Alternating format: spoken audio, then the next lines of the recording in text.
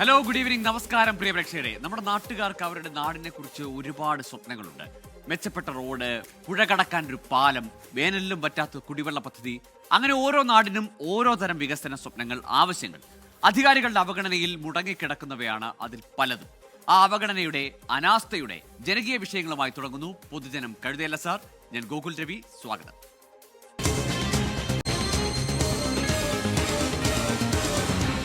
പൊതുജനം കഴുതയല്ല സാർ. ജനങ്ങൾ താമസിക്കുന്ന ഓരോ മുക്കിലും മൂലയിലും വികസനം എത്തിയെന്നാണ് നമ്മുടെ ഭരണകൂടം അല്ലെങ്കിൽ ജനപ്രതിനിധികൾ, രാഷ്ട്രീയ നേതാക്കളൊക്കെ അവകാശപ്പെടുന്നത്. എന്നാൽ നമ്മുടെ അടിസ്ഥാന സൗകര്യങ്ങളിൽ ഒന്നായി മാറിയ മൊബൈൽ ഫോൺ സിഗ്നൽ കിട്ടാതെ കഴിയേണ്ടി വരുന്നവരെ കുറിച്ച്, അങ്ങനെയുള്ള ആളുകളുടെ കഥയാണ് ഇനി പറയാൻ പോകുന്നത്. നിർമ്മാണം പൂർത്തിയായ 2 മൊബൈൽ ഫോൺ ടവർ ഉണ്ടെങ്കിലും ഇടുക്കി കണ്ണമ്പടിയിൽ താമസിക്കുന്ന ആദിവാസികൾക്ക് പുറം ലോകവുമായി ബന്ധപ്പെടാൻ മൊബൈൽ ഫോൺ സിഗ്നൽ ലഭ്യമല്ല. സിഗ്നൽ ഔട്ടായ ഒരു നാട്ടിലേക്ക്.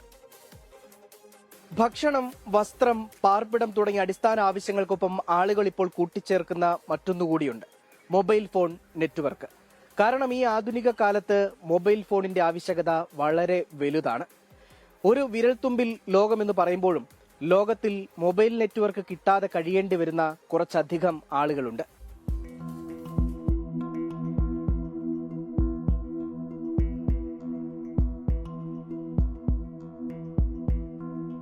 ഇടുക്കി വന്യജീവി സങ്കേതത്തിലെ കണ്ണമ്പടി മനമേൽ താമസിക്കുന്ന 12 ആദിവാസി കുടികളിലെ ആളുകൾക്ക് വേണ്ടിയാണ് ഈ ടവർ നിർമ്മിച്ചത്. എന്നാൽ ഈ ടവറിന് മുകളിൽ കയറിയാൽ പോലും ഫോൺ ശബ്ദിക്കില്ല. 12 ആദിവാസി കുടികളിലെ 987 വീടുകളിലും 2 or 3 മൊബൈൽ ഫോണുകൾ വീതമുണ്ട്. കാറ്റിന്റെ ദിശയനുസരിച്ച് ഏതാനും സ്ഥലങ്ങളിൽ ചില സമയത്ത് മാത്രമാണ് റേഞ്ച് കിട്ടുക. അടിയന്തര ആവശ്യമാണെങ്കിൽ 15 കിലോമീറ്ററിലധികം വനത്തിലൂടെ നടന്ന് വളകോട്ടിലെത്തി വേണം ഫോൺ വിളിക്കാൻ. ഇതൊന്നും ഓപ്പണായി കിട്ടില്ല, ഇത് ചാർജ് ചെയ്ത് കിട്ടില്ലെങ്കിൽ ഇവിടുത്തെ ജനങ്ങൾക്ക് ഇതുകൊണ്ട് യാതൊരു പ്രയോജനമില്ല. ഇപ്പോൾ 1.5 വർഷക്കാലമായി ഈ ടവർ പണിതിട്ട് ഇതുകൊണ്ട് യാതൊരു പ്രയോജനമില്ല. ഇവിടെ വണ്ടി ഇല്ലാത്ത സാഹചര്യങ്ങളിൽ നമ്മൾ പുറത്തുനിന്നൊരു വണ്ടി വിളിക്കണമെന്നുണ്ടെങ്കിൽ ഈ ടവർ മുഖേന നമുക്ക് റേഞ്ച് ഉണ്ടെങ്കിലേ വിളിക്കാൻ പറ്റുള്ളൂ. ഇല്ലെങ്കിൽ 10-14 കിലോമീറ്ററോളം നമ്മൾ പുറത്ത് നടന്നുപോയി അവിടെ നിന്ന് വണ്ടി വിളിച്ചു കൊണ്ടുവന്നിട്ട് രോഗികളെ കൊണ്ടുപോകേണ്ട സാഹചര്യങ്ങളുണ്ട്. അപ്പോൾ എത്രയും പെട്ടെന്ന് ഞങ്ങൾക്കിത് ചാർജ് ചെയ്ത് തരണം എന്നാണ് ഞങ്ങളുടെ ഒരു ആവശ്യം. കാരണം വേറെ ഇല്ലെങ്കിൽ ഫോൺ വിളിക്കണ പോലും കിലോമീറ്ററുകളോളം നടന്ന് മലമണ്ടകളിൽ കയറിയിട്ട് വേണം അടുത്ത സ്ഥലത്തേക്ക് ഫോൺ വിളിക്കാൻ വേണ്ടി. 2010 മുതലുള്ള ആവശ്യമാണ് കണ്ണമ്പടിയിൽ മൊബൈൽ ടവർ സ്ഥാപിക്കണമെന്നത്. എന്നാൽ തുടക്കം മുതൽ വനം വകുപ്പ് ആവശ്യത്തെ എതിർത്തു. ടവറിൽ നിന്നുള്ള പ്രസരണം വന്യജീവികൾക്ക് ദോഷമാകുമെന്നും ചെറുജീവികൾ ചാകുമെന്നുമായിരുന്നു ഇതിന് പറഞ്ഞ കാരണം. എന്നാൽ 12 ഊരുകൂട്ടങ്ങളും ആവശ്യത്തിൽ ഉറച്ചുനിന്നു. തുടർന്ന് BSNLന്റെ 2 ടവർ സ്ഥാപിക്കാൻ അനുമതി കിട്ടി. 2024 അവസാനം 2 ടവറും നിർമ്മാണം പൂർത്തിയാക്കി. എന്നാൽ ടവർ കമ്മീഷൻ ചെയ്യാൻ ഇനിയും നടപടിയായില്ല. ടവർ ഉടൻ കമ്മീഷൻ ചെയ്യുമെന്ന് 10 മാസം മുൻപ് ആദിവാസി സംഘടനയുടെ പരിപാടിയിൽ പങ്കെടുക്കാൻ മുല്ല ഊരിലെത്തിയ ഡീൻ കുര്യാക്കോസ് MP ഉറപ്പു നൽകി. എന്നാൽ ഒന്നും നടന്നില്ല. ആളുകളുടെ മൊബൈൽ ഫോണിലൂടെയുള്ള ആശയവിനിമയം സുഗമമാക്കുക എന്നത് ഈ കാലഘട്ടത്തിൽ അനിവാര്യമാണ്. ഇവിടെ ഇവർ 3000-ഓളം വരുന്ന ആളുകളാണ് മൊബൈൽ ഫോൺ സിഗ്നൽ കിട്ടാതെ ബുദ്ധിമുട്ടുന്നത്. പണിത ടവർ ഒന്ന് കമ്മീഷൻ ചെയ്താൽ തീരാവുന്ന പ്രശ്നമേ ഉള്ളൂ. അതിങ്ങ് ചെയ്യണം സാർ എന്നാണ് ഇവർ പറയുന്നത്. രാഹുൽ വിജയൻ, 24 ഇടുക്കി. പൊതുജനം കഴുതയല്ല സാർ. വാട്സപ്പ് ഒക്കെ ഒരു 30 മിനിറ്റ് എന്തെങ്കിലും എറർ സംഭവിച്ചാൽ ആകെ പാനിക്കാവുന്ന മനുഷ്യരുള്ള ലോകത്താണ് ആ 3000 മനുഷ്യർ അവർക്ക് ഒരു മൊബൈൽ സിഗ്നലും ഇല്ലാതെ ജീവിക്കേണ്ടി വരുന്നത്. 2 ടവറുകൾ അങ്ങനെ നോക്കുകുത്തിയെ നിൽക്കുകയാണ്. അത് കമ്മീഷൻ ചെയ്യുക എന്ന ഇനി ഒരു ചെറിയൊരു നടപടിക്രമം അല്ലെങ്കിൽ അടുത്തൊരു ഒറ്റ സ്റ്റെപ്പ് മാത്രമാണ് ബാക്കിയുള്ളത്. എന്തിനാണ് ഇങ്ങനെ കാത്തുനിന്ന് അവരെ അങ്ങനെ സിഗ്നലിന് പുറത്ത് നിർത്തിയിരിക്കുന്നതെന്നാണ് മനസ്സിലാകാത്തത്. ഇടപെടലുണ്ടാകട്ടെ, ഉറപ്പല്ല ഇനി വേണ്ടത് നടപടിയാണ്. നമ്മൾ അടുത്ത റിപ്പോർട്ടിലേക്ക് പോവുകയാണ്. തിരുവനന്തപുരം ജില്ലയിലെ തീരദേശ ഗ്രാമമാണ് മുരുക്കുംപുഴ. 2 വർഷം മുന്നേ ആരംഭിച്ചതാണ് പ്രദേശത്തെ ബോട്ട് ജെട്ടിയുടെ നിർമ്മാണം. എന്നാൽ ആദ്യഘട്ട പ്രവൃത്തികൾക്ക് പിന്നാലെ നിർമ്മാണം നിലച്ചുവെന്നാണ് നാട്ടുകാരുടെ പരാതി. നിർത്തിവെക്കാനുള്ള കാരണം എന്തെന്ന് അധികൃതർ ഇതുവരെ വിശദീകരിച്ചിട്ടില്ല. പദ്ധതി യാഥാർത്ഥ്യമായാൽ എളുപ്പമാകുന്നത് ഒരു പ്രദേശത്തിന്റെ ഗതാഗത സംവിധാനം കൂടിയാണ്. നിർമ്മാണം തുടങ്ങി പൂർത്തിയാകാത്ത നിരവധി പദ്ധതികളുണ്ട്. അങ്ങനൊന്നാണ് എന്റെ പിറകിൽ കാണുന്ന ഈ ജലപാത. ഒരു പ്രദേശത്തിന്റെ തന്നെ സ്വപ്ന പദ്ധതിയാണ് ഇങ്ങനെ ചലനമില്ലാതിരിക്കുന്നത്. കോടികളാണ് നിർമ്മാണ ചിലവ്.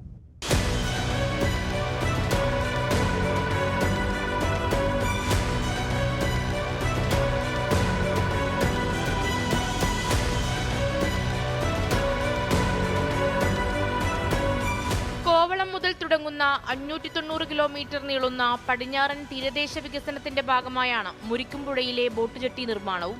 പദ്ധതി വഴി മെച്ചപ്പെട്ട ഗതാഗതവും ചരക്കു നീക്കവും വിനോദസഞ്ചാര സാധ്യതകളും ലക്ഷ്യമിട്ടു.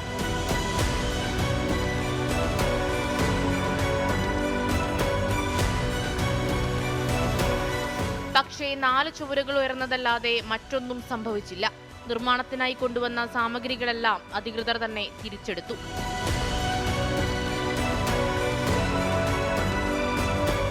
നിലവിൽ 4 കിലോമീറ്ററിലധികം സഞ്ചരിച്ചാണ് പ്രദേശവാസികൾ മറുകരയിലെത്തുന്നത്. പദ്ധതി യാഥാർത്ഥ്യമായാൽ യാത്ര എളുപ്പമാകുമെന്ന് നാട്ടുകാർ പറയുന്നു. വന്നു കഴിഞ്ഞാൽ ഈ പരിസര പ്രദേശങ്ങളിൽ വികസനങ്ങളുണ്ടാവും. വികസനപരമായിട്ട് ടൂറിസപരമായിട്ടുള്ള കാര്യങ്ങളൊക്കെ ഉണ്ടാവും. അന്ന് തോണി തൊഴിഞ്ഞപ്പുറം പോകും, തിരിച്ചു വരുന്നതായിരുന്നു. ഇപ്പോൾ തോണിയില്ല, ഇപ്പോൾ കറങ്ങി വരികയാണ്. ഇപ്പോൾ ഒരു 4-5 കിലോമീറ്ററോളം കറങ്ങി മാത്രമേ ഇത് കണക്ക് എൻ്റെ അപ്പുറത്ത് വരാൻ പറ്റുള്ളൂ. അവിടെ ഇതേപോലത്തെ എല്ലാം റെഡിയായി കിടക്കുകയാണ്. അവിടെ എല്ലാം പൂർത്തിയായി കിടക്കണം. ഇവിടെ മാത്രമേ ഇപ്പോൾ ഈ ലെവലിൽ കിടക്കുള്ളൂ. പക്ഷേ അത് ഇത്രയും വലിപ്പമുള്ളതല്ല, ചെറുതാണ്. പിന്നെ അവിടെ ബീച്ച് റോഡുണ്ട്, ദൂരോട്ട് പോകുന്ന കൊല്ലം ബീച്ച് റോഡുണ്ട്. അപ്പോൾ അവിടെയൊക്കെ ഇപ്പോൾ ആൾക്കാർക്ക് പോകാനൊക്കെ എളുപ്പമായിരിക്കും. ഇത്രയും തിരക്കില്ല അപ്പുറത്തെ റോഡിൽ പോകാൻ. അതിപ്പോൾ കുറച്ച് നാളായിട്ട് വർക്കൊന്നും ഇല്ലാതെ കിടക്കണം. അത്യാധുനിക സംവിധാനങ്ങളുള്ള ബോട്ട് ജെട്ടിയാണ് ലക്ഷ്യം. സിയാലിന്റെ നേതൃത്വത്തിലാണ് നിർമ്മാണ പ്രവൃത്തി തുടങ്ങിയത്. വിവിധ സ്ഥലങ്ങളിൽ നിന്ന് കായൽ കാണാനെത്തുന്നവർക്കും ഈ അനാഥ കെട്ടിടം എന്തെന്ന കാര്യത്തിൽ ഒരു ധാരണയുമില്ല. മനോഹരമായ കായൽ പ്രദേശമായതിനാൽ മുരിക്കുംപുഴയുടെ ടൂറിസം സാധ്യതകൾ ഏറെയാണ്. പക്ഷേ അത് ഭരണകൂടത്തിന് ഉപയോഗപ്പെടുത്താൻ കഴിയുന്നില്ല എന്നാണ് നാട്ടുകാരുടെ വിമർശനം. ജലപാത പാതി വഴിയിൽ നിലയ്ക്കാനുള്ള കാരണം നിർമ്മാണത്തിലുള്ള അപാകതയാണ് എന്നുള്ള ആരോപണവും ശക്തമാണ്. എന്തുകൊണ്ട് പ്രവൃത്തി നടക്കുന്നില്ല എന്നാണ് നാട്ടുകാർ ചോദിക്കുന്നത്. ക്യാമറമാൻ സന്തോഷ് ചേകവരോടൊപ്പം മേഘ്ന മുരളി, 24 തിരുവനന്തപുരം. പൊതുജനം കഴുതയല്ല സാർ. അതങ്ങനെ മറ്റൊരു ഇടം കൂടി, ഒരു ബോട്ട് ജെട്ടിയാണ്. അങ്ങനെ നോക്കുകുത്തിയായി കുറേ സ്ട്രക്ചർ മാത്രമായി നിൽക്കുന്നത്. പൂർത്തിയാകുന്നില്ല, പദ്ധതി മുന്നോട്ട് പോകുന്നില്ല. ഒരുപാട് പ്രേക്ഷകർ നമ്മളുടെ ഈ വാർത്തകളിൽ പ്രതികരിക്കുന്നുണ്ട്. ഇതാരും ഉദ്ഘാടനം ചെയ്തില്ലേ എന്ന് അസ്മാബി ചോദിക്കുന്നു. ഇതൊക്കെ ഉദ്ഘാടനം ചെയ്തിട്ടുണ്ടാവാം ഒരുപക്ഷെ, അതിനെപ്പറ്റി വിവരമില്ല. ഏതായാലും ഉദ്ഘാടനങ്ങളൊക്കെ നടന്നു പോകുന്ന ഇടങ്ങളിലും അതൊന്നും പ്രയോജനപ്പെടാത്ത സംഭവങ്ങൾ, അല്ലെങ്കിൽ കെട്ടിടങ്ങൾ, പാലങ്ങൾ, അല്ലെങ്കിൽ തൂണുകൾ, അപ്രോച്ച് റോഡില്ലാത്ത പാലം, ഇതൊക്കെ നമ്മുടെ നാട്ടിലിപ്പോൾ നമ്മൾ കണ്ടതാണ്. പ്രത്യേകിച്ച് ഇലക്ഷൻ അടുപ്പിച്ചപ്പോൾ കുറേ ഉദ്ഘാടന മാമാങ്കങ്ങൾ നടന്നതാണ്. പൊതുജനത്തിൻ്റെ നികുതിപ്പണം വെറുതെ പാഴാക്കുന്ന സർക്കാർ കഷ്ടം തന്നെ. ഇടുക്കി ജില്ലയിൽ മാങ്കുളം വിരിഞ്ഞപാറയിൽ മൊബൈൽ ഫോൺ സിഗ്നൽ ഇല്ല, അലിയാർ പറയുന്നുണ്ട്. ഒപ്പം കാട്ടാനിറങ്ങുന്ന സ്ഥലമാണ്. അങ്ങനെ റേഞ്ച് ഇല്ല. അതിൻ്റെ കാര്യം എന്താണെന്ന് ഇന്നത്തെ കാലത്ത് ഫോണിൽ റേഞ്ച് ഇല്ലെങ്കിൽ എന്ത് ചെയ്യുമെന്ന് ചോദിക്കുകയാണ് ഷീജ. അതുതന്നെയാണ് നമ്മൾ പറഞ്ഞത്. ഫോണില്ലെങ്കിൽ ജീവവായു പോലെ ഫോണും റേഞ്ചും ഒക്കെ ഇൻ്റർനെറ്റും ഒക്കെ മസ്റ്റായി നിൽക്കുന്ന ഒരു കാലത്ത് കുറേ മനുഷ്യരുടെ ജീവിതം എത്ര കഷ്ടകരമാണെന്ന്, എത്ര കഷ്ടം പിടിച്ചതാണെന്ന് നമ്മൾ ആലോചിക്കണം. കാട് കയറി പേപ്പർ ബാഗ് നിർമ്മാണ യൂണിറ്റ് പാഴായത് ലക്ഷങ്ങൾ. പാറശാല ഗ്രാമപഞ്ചായത്തിൽ കുടുംബശ്രീക്ക് കീഴിൽ ലക്ഷങ്ങൾ മുടക്കി പ്രവർത്തനം ആരംഭിച്ച പേപ്പർ ബാഗ് യൂണിറ്റാണ് കാലങ്ങളായി പ്രവർത്തനം നിലച്ച നിലയിൽ കിടക്കുന്നത്. 8.5 ലക്ഷത്തോളം രൂപ മുടക്കി വാങ്ങിയ ഉപകരണങ്ങളും ഉപയോഗിക്കാതെ തുരുമ്പെടുത്ത് നശിക്കുകയാണ്. കാണാം ജിബിൻ ജെബി തയ്യാറാക്കിയ റിപ്പോർട്ട്. സംസ്ഥാന സർക്കാർ പ്ലാസ്റ്റിക് കവറുകൾക്ക് നിരോധനം ഏർപ്പെടുത്തിയ സമയത്താണ് മാതൃകാപരമായ ഒരു നടപടി പാറശാല ഗ്രാമപഞ്ചായത്തിന്റെ ഭാഗത്തു നിന്നുണ്ടായത്. സ്വന്തമായി കുടുംബശ്രീയുടെ കീഴിൽ ഒരു പേപ്പർ ബാഗ് നിർമ്മാണ യൂണിറ്റ് തന്നെ അവർ ആരംഭിച്ചു. പക്ഷേ 2 വർഷത്തിനിപ്പുറം ആരുടെയൊക്കെയോ നല്ല പ്രവർത്തനം കാരണം ആ യൂണിറ്റിന്റെ ഷട്ടർ വീണു. ലക്ഷക്കണക്കിന് രൂപയുടെ കെട്ടിടവും ഉപകരണങ്ങളും കാട് കയറി നശിക്കുകയാണ്.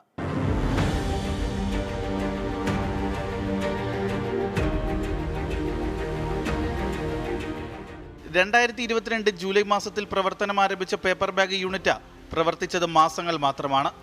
പഞ്ചായത്ത് മേഖലയിലെ വ്യാപാര സ്ഥാപനങ്ങളിൽ മാത്രം പേപ്പർ ബാഗുകളുടെ വിതരണം നടത്തിയാൽ പോലും ലക്ഷങ്ങളുടെ വരുമാനം ലഭിക്കുമായിരുന്നു. എന്നാൽ 2022 മുതൽ 2024 വരെയുള്ള സാമ്പത്തിക വർഷത്തിൽ ആകെ ലഭിച്ച വരുമാനം 21,150 രൂപ മാത്രം. പട്ടികജാതി വനിതകൾക്ക് തൊഴിലവസരം സൃഷ്ടിക്കുന്നതിലേക്ക് വേണ്ടി 2005 10 ലക്ഷം രൂപ അനുവദിച്ചിട്ടുണ്ട്. അതിനുശേഷം ഓരോ വർഷവും SC ഫണ്ട് ഈ പേപ്പർ ബാഗ് യൂണിറ്റിന് വേണ്ടി ഫണ്ട് അനുവദിക്കുകയും അതിന് കഴിഞ്ഞതിന് ശേഷം ഇവിടെ ഒരു കെട്ടിടം വയ്ക്കുകയും 2021 ഈ കെട്ടിടം സ്ഥാപിക്കുകയും അതിനുശേഷം നാളിതുവരെ കുറച്ചു കാലം ഒരു 10-25 ദിവസം മാത്രമാണ് ഈ സ്ഥാപനം തുറന്നു പ്രവർത്തിച്ചിട്ടുള്ളത്. അതിനുശേഷം ഒരു SC വനിതകൾക്കും ഇവിടെ ഒരു തൊഴിലവസരം കൊടുത്തിട്ടില്ല. ഇതെല്ലാം ഉദ്ഘാടനം 6 മാസം പ്രവർത്തിച്ചു. അതിൽ മാസത്തിൽ 1-2 ദിവസം ഇവിടെ ആൾക്കാർ ജോലിക്ക് വരുന്നുണ്ട്. പിന്നെ അത് കഴിഞ്ഞത് പൂട്ടിയതിന് ശേഷം സാമൂഹ്യ വിരുദ്ധരുടെ ശല്യമാണ് ഇവിടെ. രാത്രി അന്യവാഹനങ്ങൾ ഇവിടെ നിന്ന് തമിഴ്നാട് സ്റ്റേഷൻ അന്യവാഹനങ്ങളെല്ലാം കൊണ്ടിവിടെ പാർക്ക് ചെയ്യുക, മദ്യപാനം, ഇതെല്ലാം ഇവിടെ കൊണ്ട്. 2021-22 സാമ്പത്തിക വർഷത്തിൽ കുടുംബശ്രീ SCP ഫണ്ടിൽ നിന്ന് 6.35 ലക്ഷം രൂപയാണ് ആദ്യഘട്ടത്തിൽ പേപ്പർ ബാഗ് നിർമ്മാണ യൂണിറ്റിനായി അനുവദിച്ചത്. അടുത്ത സാമ്പത്തിക വർഷം 2.5 ലക്ഷം രൂപ കൂടി അനുവദിച്ചു. എന്നാൽ അനുവദിച്ച തുക പൂർണ്ണമായി യന്ത്രങ്ങൾ വാങ്ങുന്നതിന് വിനിയോഗിച്ചു. അംഗങ്ങളിൽ നിന്ന് 50,000 രൂപ വീതം സമാഹരിച്ചാണ് പേപ്പർ ബാഗ് യൂണിറ്റ് പ്രവർത്തനം ആരംഭിച്ചത്. എത്രയും പെട്ടെന്ന് തുടർന്ന് പ്രവർത്തിപ്പിച്ച് പട്ടികജാതി പട്ടികവിഭാഗക്കാർക്ക് അടക്കമുള്ള സ്ത്രീകൾക്ക് ഒരു തൊഴിൽ ലഭിക്കുന്നതിന്, ഒരു നിത്യ വരുമാനം ഉണ്ടാകുന്നതിനും വേണ്ട നടപടികൾ എത്രയും പെട്ടെന്ന് സ്വീകരിക്കണമെന്നും, ഇല്ലെങ്കിൽ ഇതിനെ തുടർന്ന് പ്രവർത്തിപ്പിക്കുന്നത് കൊണ്ടാൽ മേൽ നടപടികളുമായി കക്ഷി രാഷ്ട്രീയത്തിന് അതീതമായി ഈ പ്രദേശത്ത് ജനങ്ങൾ സംഘടിപ്പിച്ച് ബഹുജന പ്രക്ഷോഭം ആരംഭിക്കുന്നതാണെന്നുള്ള വിവരം അറിയിക്കുന്നു. 9 ലക്ഷം രൂപ വിനിയോഗിച്ച് ആരംഭിച്ച സ്ഥാപനത്തിൽ നിന്നുള്ള ഒരു മാസത്തെ ശരാശരി വരുമാനം 306 രൂപ മാത്രമായതോടെയാണ് സ്ഥാപനത്തിന്റെ പ്രവർത്തനം പൂർണ്ണമായി നിലച്ചത്. പേപ്പർ ബാഗ് യൂണിറ്റ് നിലച്ചതോടെ ലക്ഷങ്ങൾ ചെലവഴിച്ച് വാങ്ങിക്കൂട്ടിയ ഉപകരണങ്ങളും ഉപയോഗിക്കാൻ സാധിക്കാതെ നശിക്കുകയാണ്. സ്ഥാപനത്തിലേക്ക് സാധനങ്ങൾ വാങ്ങിയതിന്റെ ബില്ല് പോലും നിലവിൽ കൈവശമില്ല എന്നുള്ളതാണ് വസ്തുത. മാതൃകാപരമായി ആരംഭിച്ച ഒരു പ്രസ്ഥാനം, മാതൃകാപരമായ പ്രവർത്തനങ്ങൾ നടത്താൻ സാധിക്കുമായിരുന്ന ഒരു പ്രസ്ഥാനം, ഇനിയെങ്കിലും ബന്ധപ്പെട്ടവരുടെ ഇടപെടൽ കൃത്യമായി ഉണ്ടായിക്കഴിഞ്ഞാൽ ഇനിയെങ്കിലും ഇതിനൊരു ശാപമോക്ഷം ലഭിക്കും. ആ പഞ്ചായത്തിന് തന്നെ മികച്ച ഒരു വരുമാന മാർഗം ആവുകയും ചെയ്യും. ജിബിൻ JB, 24 തിരുവനന്തപുരം. പൊതുജനം കഴുതയല്ല സാർ. ചിലവാക്കിയ പണത്തിന് കടലാസിന്റെ പോലും വിലയില്ല, ഒരു പേപ്പറിന്റെ പോലും വില കൊടുക്കുന്നില്ല. അതാണ് ആ പേപ്പർ ബാഗ് യൂണിറ്റ് അങ്ങനെ കിടക്കുന്നത്. എത്ര വർഷമായി എന്നാണ് നാട്ടുകാർ ചോദിക്കുന്നത്. ഇപ്പോൾ അതുകൊണ്ട് അനുഗ്രഹമല്ല, അവർക്കാകെ അസ്വസ്ഥതയാണ്. അവിടെ സാമൂഹ്യ വിരുദ്ധരുടെ താവളമായി മാറുന്നു. ഇത്തരം പല കെട്ടിടങ്ങളെ പറ്റിയുള്ള റിപ്പോർട്ടുകൾ മുമ്പും പൊതുജനം കരുതിയല്ല സാർ അവതരിപ്പിച്ചിട്ടുണ്ട്. അത്തരത്തിലൊന്നാണ് ഈ പേപ്പർ ബാഗ് യൂണിറ്റ്. ഇനിയെങ്കിലും അവിടെ പേപ്പർ ബാഗുകൾ ഉണ്ടാക്കാൻ ആ യൂണിറ്റിലെ ഉപകരണങ്ങൾ തുരുമ്പെടുക്കുന്നത് നശിക്കാതെ അതിനെ സംരക്ഷിക്കാൻ ഒരു ചലനാത്മകമാക്കാൻ ഇടപെടൽ ഉണ്ടാകട്ടെ. നമ്മൾ അടുത്തൊരു റിപ്പോർട്ടിലേക്ക് കടക്കുന്നു. ദീർഘദൂര യാത്രക്കാർക്ക് ഇടയ്ക്കൊന്ന് വിശ്രമിക്കാനും പ്രാഥമിക ആവശ്യങ്ങൾ നിർവഹിക്കാനുമൊക്കെയായാണ് സർക്കാർ ടേക്ക് എ ബ്രേക്ക് പദ്ധതി ആരംഭിച്ചത്. പക്ഷേ പലയിടത്തും പദ്ധതി ഉദ്ദേശിച്ച ഫലം കണ്ടില്ല. അതിനൊരു ഉദാഹരണമാണ് വയനാട് പൊഴുതന പഞ്ചായത്തിലെ പാതി വഴിയിലായ ടേക്ക് എ ബ്രേക്ക് പദ്ധതി. ഏറ്റെടുത്ത സ്ഥലമാകട്ടെ കാട് മൂടിക്കഴിഞ്ഞു. കാണാം വയനാട്ടിൽ നിന്ന് കാളിദാസൻ ദേവസ്വം തയ്യാറാക്കിയ റിപ്പോർട്ട്. ബ്രേക്ക് വീണ take a break. Wayanad Pozhuthana പഞ്ചായത്തിലെ ടേക്ക് എ ബ്രേക്ക് പദ്ധതിക്കായി ഏറ്റെടുത്ത സ്ഥലമാണിത്. പദ്ധതി പ്രകാരം വിശ്രമ കേന്ദ്രങ്ങൾ തയ്യാറാണ്, പക്ഷേ മനുഷ്യർക്കല്ല എന്ന് മാത്രം.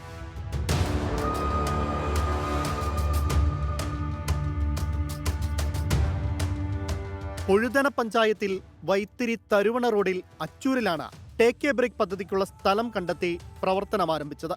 പഞ്ചായത്തിലെ മാലിന്യ നിക്ഷേപ കേന്ദ്രമായിരുന്ന സ്ഥലം വൃത്തിയാക്കി പച്ചത്തുരുത്ത് നിർമ്മിച്ച വഴിയോര വിശ്രമ കേന്ദ്രം ഒരുക്കുന്നതായിരുന്നു പദ്ധതി. 2018 മുമ്പ് ഇവിടുത്തെ വേസ്റ്റ് കൊണ്ട് ഡംപ് ചെയ്യുന്ന സ്ഥലമായിരുന്നു. അപ്പോൾ അത് പൊതുജന ശല്യമായി മാറി ആളുകളൊക്കെ പറഞ്ഞതിൻ്റെ അടിസ്ഥാനത്തിൽ അന്നത്തെ ഭരണസമിതി അത് നീക്കം ചെയ്യും.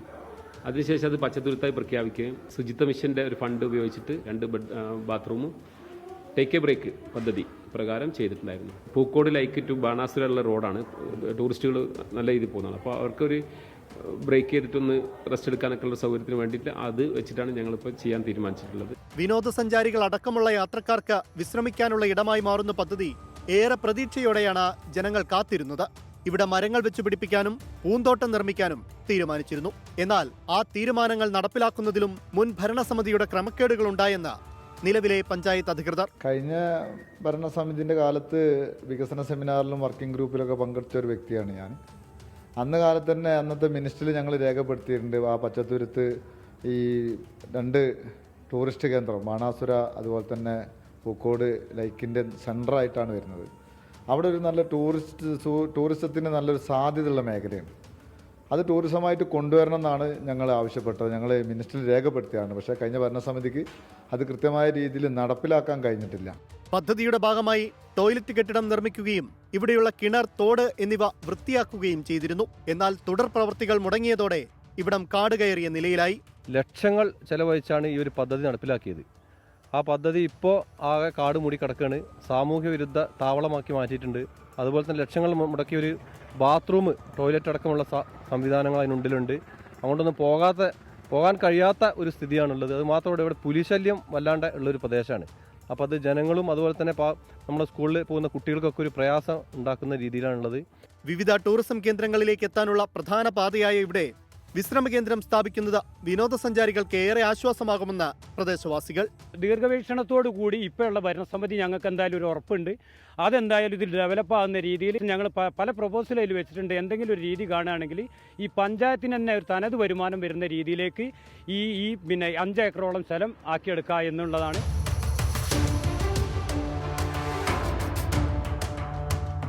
മാറി മാറി വരുന്ന സർക്കാരുകൾക്കും ഭരണസമിതികൾക്കും എന്നും അഴകാണ് അവർ പ്രഖ്യാപിക്കുന്ന പുത്തൻ പദ്ധതികൾ പ്രഖ്യാപിക്കാൻ എളുപ്പമാണ്, അത് നടത്താനാണ് പ്രയാസം.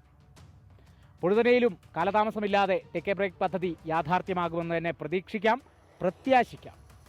ക്യാമറാമാൻ മനു ദാമോദരനും പ്രകാശൻ വള്ളത്തിനുമൊപ്പം കാളിദാസൻ ദേവദത്തം, 24 വയനാട്. പൊതുജനം കഴുതയല്ല സാർ. ഏതായാലും ആശങ്ക അകറ്റാനും ഒരു ബ്രേക്ക് എടുക്കാനും ഒക്കെ സഞ്ചാരികൾക്ക് പൊഴുതനയിൽ സാധ്യമാകുന്ന രീതിയിലേക്ക് ആ ടേക്ക് എ ബ്രേക്ക് വരട്ടെ. ഒരുപാട് സാധ്യതകളുള്ള സ്ഥലം, 5 ഏക്കർ സ്ഥലം എന്നൊക്കെ പറയുന്നത്, അതും കണ്ണായ ഇടത്ത് സഞ്ചാരികൾ ഒരുപാട് വരുന്ന സ്ഥലത്ത് എത്ര സാധ്യതയുള്ള ഒരു പദ്ധതിയാണ്. അതിങ്ങനെ പാതി വഴിയിൽ മുടങ്ങിക്കിടക്കുന്നത്, കാട് പിടിച്ച് കയറുന്നത് അങ്ങേയറ്റം സങ്കടകരമാണ്, നിരുത്തരവാദിത്വപരമാണ്. ആരായാലും ആ പഞ്ചായത്തിൻ്റെ ഭാഗത്തു നിന്ന് സജീവമായൊരു ഇടപെടൽ ഉണ്ടാകട്ടെ. സഞ്ചാരികളുടെ ഒരു പ്രിയപ്പെട്ട ഇടമായി ആ ടേക്ക് എ ബ്രേക്ക് മാറണം. ആ നിലയിലേക്കുള്ള ഇടപെടലാണ് ഇനി ആവശ്യം. ഇനി ഇപ്പോൾ വരുന്ന ഒരു പ്രധാനപ്പെട്ട വാർത്തയിലേക്കാണ്. പാലക്കാട്ടെ NDA സ്ഥാനാർത്ഥി ശോഭാ സുരേന്ദ്രനെതിരെ പരാതി നൽകിയ ബിന്ദു വിനയകുമാറിനെ സസ്പെൻഡ് ചെയ്ത് BJP. റിനു ശ്രീധരനാണ് വിശദാംശങ്ങളുമായി ചേരുന്നത്. ഇന്ന് ബിന്ദു ഒരു ഓഡിയോ സന്ദേശം പുറത്തുവിട്ടിരുന്നു. പാലക്കാട്ടെ വോട്ടിന് പണമെന്ന ആരോപണം നേരിടുന്ന ശോഭാ സുരേന്ദ്രനെ കൂടുതൽ കുരുക്കിലാക്കുന്നതായിരുന്നു ആ ആരോപണം. ഈ പാലക്കാട്ടേക്ക് പണം കൊണ്ടുവന്നത്, അല്ലെങ്കിൽ പാലക്കാട്ട് പണവിതരണത്തിന് പിന്നിൽ ബിന്ദു വിനയകുമാർ എന്ന് ശോഭാ സുരേന്ദ്രൻ ആരോപണം ഉന്നയിച്ചു. അതിന് പിന്നാലെ ഇവർ തമ്മിലുള്ള ഒരു ഫോൺ സംഭാഷണത്തിന്റെ കുറച്ച് ഭാഗങ്ങൾ ബിന്ദു തന്നെ പുറത്തുവിടുകയും തന്നെ ഭീഷണിപ്പെടുത്തുന്നുവെന്ന് ആലപ്പുഴ SP പരാതി കൊടുക്കുകയൊക്കെ ചെയ്തു. ആലപ്പുഴയിൽ ശോഭാ സുരേന്ദ്രൻ പണപ്പിരിവ് നടത്തി എന്നതടക്കമുള്ള ആരോപണങ്ങൾ ഉന്നയിച്ചിരുന്നു ബിന്ദു. ഏതായാലും ഇപ്പോൾ ബിന്ദുവിനെതിരെയാണ് ഇപ്പോൾ സസ്പെൻഷൻ നടപടി BJPയുടെ ഭാഗത്തുനിന്ന് വരുന്നത്. ആലപ്പുഴ ജില്ലാ കമ്മിറ്റി അംഗമാണ് ബിന്ദു വിനയകുമാർ. നടപടിയിലേക്ക് പോകുന്നു. ഏതായാലും BJP നേതൃത്വത്തെയും ശോഭാ സുരേന്ദ്രനെയും വെട്ടിലാക്കിയ പാലക്കാട്ടെ വോട്ടിന് നോട്ട് അല്ലെങ്കിൽ വോട്ടിന് പണം കൊടുത്തു എന്ന ആരോപണത്തിലാണ് കൂടുതൽ കുരുക്കാക്കുന്ന തരത്തിലൊരു പ്രതികരണം അല്ലെങ്കിൽ ഒരു വെളിപ്പെടുത്തൽ ഇന്ന് ബിന്ദു വിനയകുമാറിൻ്റെ ഭാഗത്തു നിന്ന് വന്നത്. ഒപ്പം പോലീസിലും BJP സംസ്ഥാന നേതൃത്വത്തിനുമൊക്കെ ബിന്ദു വിനയകുമാർ പരാതി നൽകിയിട്ടുണ്ട്. ആലപ്പുഴ SP-ക്കാണ് പണപ്പിരിവ് നടത്തിയെന്ന് ആരോപിച്ചും തന്നെ ഭീഷണിപ്പെടുത്തി കരണമടിച്ച് പൊളിക്കുമെന്നാണ് ഇന്നും ശോഭാ സുരേന്ദ്രൻ ആവർത്തിച്ചത്. ആ ഓഡിയോ സംഭാഷണമാണ് ബിന്ദു പുറത്തുവിട്ടത്. ഇപ്പോൾ ബിന്ദുവിനെതിരെയാണ് BJPയുടെ നടപടി, സസ്പെൻഷൻ. അടുത്ത റിപ്പോർട്ടിലേക്ക്. വികസനത്തിന് ആരുമെതിരല്ല, എന്നാൽ വികസനം കാരണം വഴിമുട്ടുന്നത് ഒരു പ്രശ്നമാണ്. കോഴിക്കോട് നടക്കാവ് പണിക്കർ റോഡിലെ 6ാം ഗേറ്റിൽ അടിപ്പാത വരുന്നതോടെ തങ്ങളുടെ വഴിമുട്ടുമെന്നാണ് പ്രദേശവാസികളുടെ ഭീതി. കാണാം വർഷ ഗിരീഷ് തയ്യാറാക്കിയ റിപ്പോർട്ട്. വഴിമുടക്കുന്ന വഴി. വെസ്റ്റ് ഹിൽ ഭാഗത്തേക്കുള്ള ഈ റോഡിന് സമീപം 400ഓളം കുടുംബങ്ങളാണ് താമസിക്കുന്നത്. 6ാം ഗേറ്റിൽ അടിപ്പാത വരുമ്പോൾ തങ്ങളുടെ വഴിമുട്ടുമോ എന്ന ഭയത്തിലാണിവർ. നടക്കാവ് വെള്ളയിൽ പണിക്കർ റോഡിലെ 6ാം ഗേറ്റിലാണ് അടിപ്പാത വരുന്നത്. നിലവിലെ ഗേറ്റ് സംവിധാനത്തിന് പകരം അടിപ്പാത വരുമ്പോൾ തങ്ങളുടെ വഴി നഷ്ടപ്പെടുമെന്ന ഭീതിയിലാണ് പ്രദേശവാസികൾ.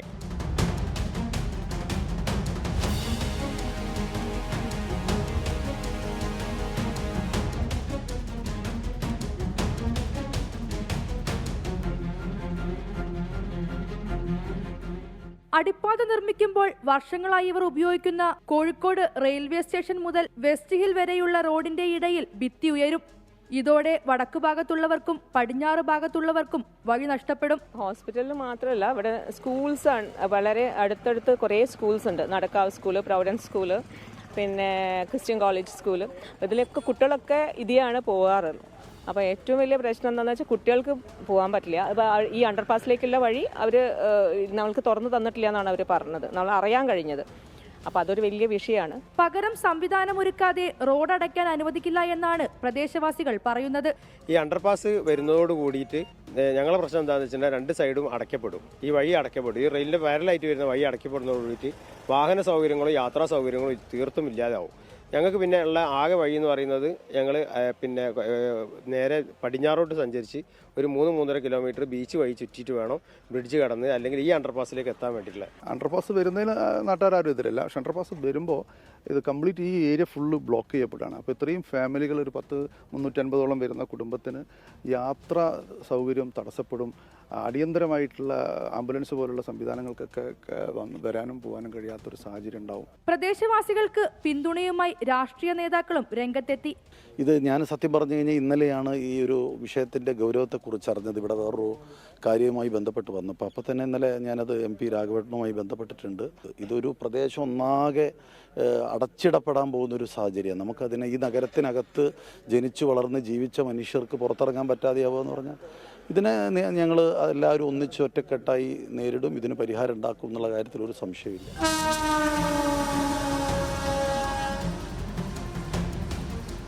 വികസനത്തിന് ഇവരാരും എതിരല്ല. നിലവിലെ റോഡിന് പകരം സംവിധാനം ഏർപ്പെടുത്തണമെന്നാണ് ആവശ്യം.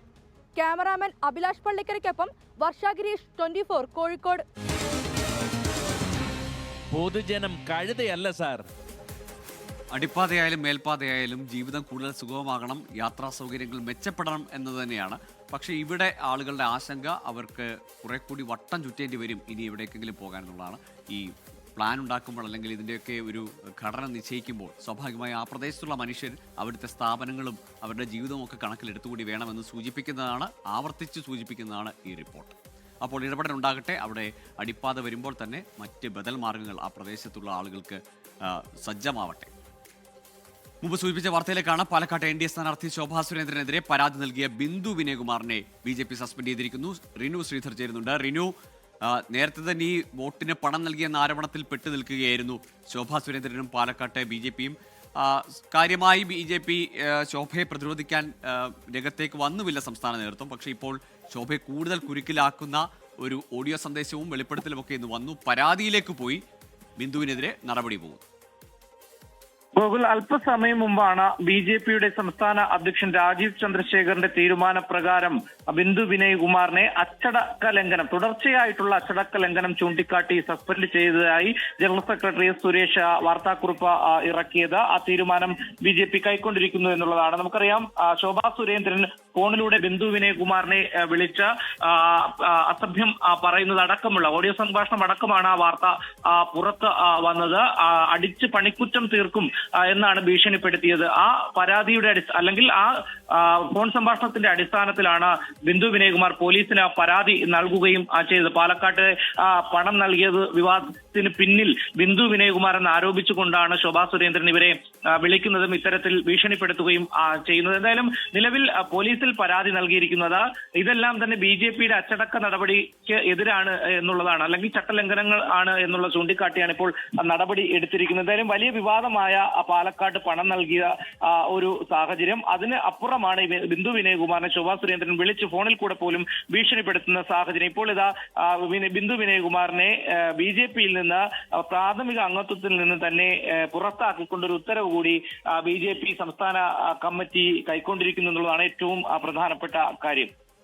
ആലപ്പുഴയിലടക്കം ശോഭാ സുരേന്ദ്രൻ പണപ്പിരിവ് നടത്തിയെന്നതായിരുന്നു ബിന്ദു വിനയകുമാർ, ആലപ്പുഴയിലെ BJPയുടെ ജില്ലാ കമ്മിറ്റി അംഗമായ ബിന്ദു വിനയകുമാറിന്റെ ആരോപണം. ഒപ്പം ശോഭാ സുരേന്ദ്രൻ ബിന്ദു വിനയകുമാറിനെ വിളിച്ച് ഫോണിൽ സംസാരിക്കുമ്പോൾ അതിനിടയിൽ ഒരു ഭീഷണി, അടിച്ചു കാരണം പൊളിക്കും, പണിക്കുറ്റം തീർക്കും എന്നതൊക്കെ, അങ്ങനെയുള്ള ഭീഷണിയൊക്കെ ഉണ്ടായിരുന്നു. ആ ഓഡിയോ സന്ദേശം അടക്കം പുറത്തുവിട്ടത് പാർട്ടിയെ കൂടുതൽ പ്രതിരോധത്തിലേക്ക് കൊണ്ടുപോവുകയാണ്, അല്ലെങ്കിൽ കൂടുതൽ ശോഭാ സുരേന്ദ്രനെ പ്രതിരോധത്തിലാക്കുന്നതായിരുന്നു. ഏതായാലും ആ ഓഡിയോ സന്ദേശം ഇപ്പോൾ പോലീസിലേക്കും പരാതി പോയിട്ടുണ്ട്. ആലപ്പുഴ SP-ക്കാണ് ബിന്ദു വിനയകുമാർ നിലവിൽ ശോഭാ സുരേന്ദ്രനെതിരെ പരാതി നൽകിയിരിക്കുന്നത്. അല്ലെങ്കിൽ തന്നെ ഈ പണം നൽകി വോട്ട് തേടി എന്ന ആരോപണത്തിൽ അന്വേഷണത്തിൻ്റെ പരിധിയിൽ നിൽക്കുകയാണ് ശോഭാ സുരേന്ദ്രൻ. അപ്പോൾ കൂടുതൽ പ്രതിരോധത്തിലാക്കുന്ന ഒരു നീക്കമാണ് ബിന്ദു വിനയകുമാറിൻ്റെ ഭാഗത്തു നിന്ന്. അതുകൊണ്ട് തന്നെ അച്ചടക്ക നടപടിയാണ് ഇപ്പോൾ BJP സ്വീകരിക്കുന്നത്. ബിന്ദു പാർട്ടി അച്ചടക്കം ലംഘിച്ചു എന്നാരോപിച്ചുകൊണ്ടാണ് പാർട്ടി അംഗത്വത്തിൽ നിന്ന് സസ്പെൻഡ് ചെയ്തിരിക്കുന്നത്. ഏതായാലും നേരത്തെ ഈ പാലക്കാട്ട് വോട്ടിന് പണം നൽകി എന്ന ആരോപണത്തിൽ ശോഭാ സുരേന്ദ്രനെ പ്രതിരോധിക്കാൻ BJP നേതാക്കളാരും മുന്നോട്ട് വന്നിരുന്നില്ല. അക്കാര്യത്തിൽ ശോഭ തന്നെ പറഞ്ഞു കുടുങ്ങുകയാണ് ചെയ്തത്.